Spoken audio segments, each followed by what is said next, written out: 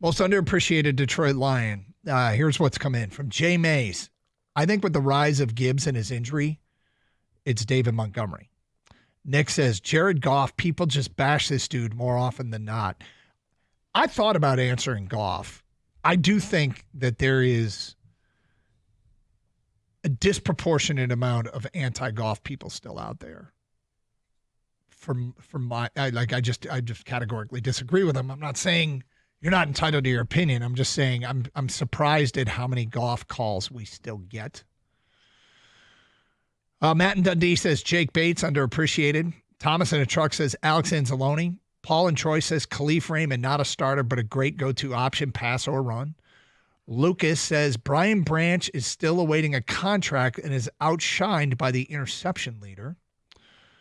Taylor in Clinton Township says Brian Branch. Sid in Linden says Jack Campbell gets little credit and looks great. Huh. Glenn in Saline says Kirby Joseph not voted as the best safety by peers. Alex in Milan says Jack Fox crucial in the field position in battle in big games. Scott, who would you select as the most underappreciated Lion? Alex Anzalone, linebacker. He's not getting paid all that much compared to other guys at that position. And he's a defensive leader. He's an emotional leader. I think that this team loves this guy playing on the field with him. I think the coaching staff loves to have him on the field. But I'm going to say it's Alex Anzalone. Okay. I went with Jack Fox. And it's weird because you know what? You never like seeing the guy.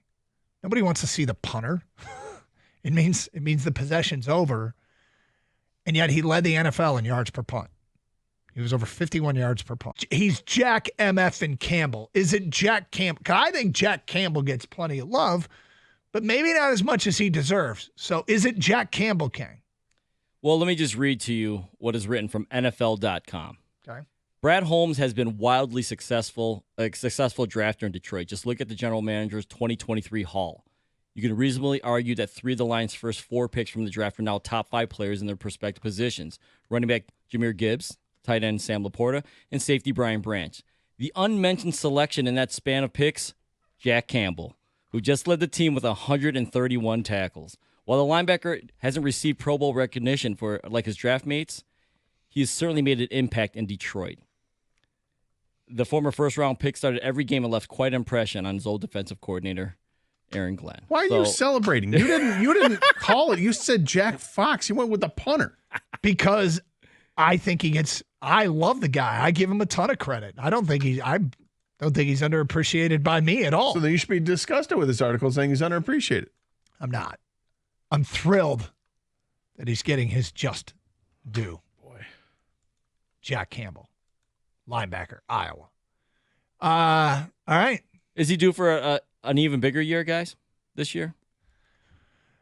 You know, it's interesting because I think he's just scratching the surface, but so many guys are. Like, that's the thing about being young is how good can this team be? Well, I was thinking about this with the Lions today. I was reading an article. Dave Burkett had like 5 things to look forward to this weekend with the OTAs taking place this week.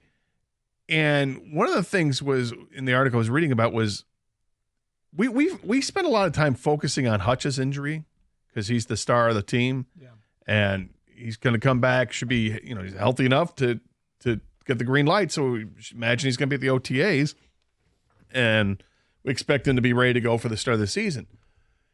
We know that Ali McNeil is likely not to be here for the start of the season.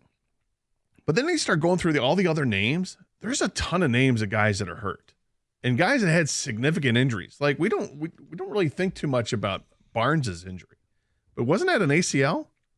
Yeah. I mean, that's a serious injury.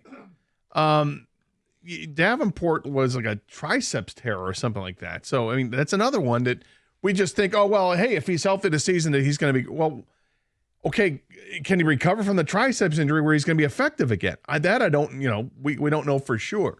And then they've got other players they're like Malcolm Rodriguez is coming in. It's another guy. I think it's an ACL.